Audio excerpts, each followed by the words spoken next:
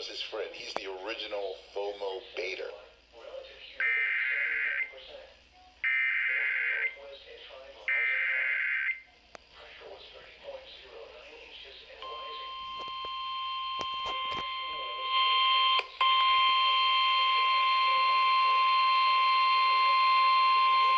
The National Weather Service in Peachtree City has issued a flash flood warning for southeastern Gwinnett County in north-central Georgia, northwestern Walton County in north-central Georgia, until 4:30 a.m. Eastern Daylight Time Thursday.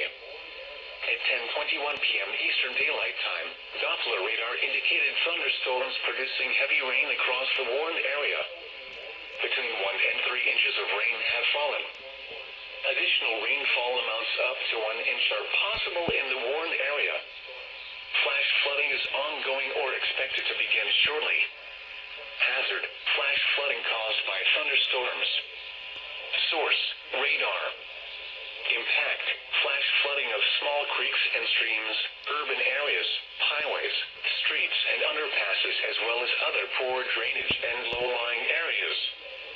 Some locations that will experience flash flooding include Lawrenceville, Snellville, Loganville, Grayson, and Windsor.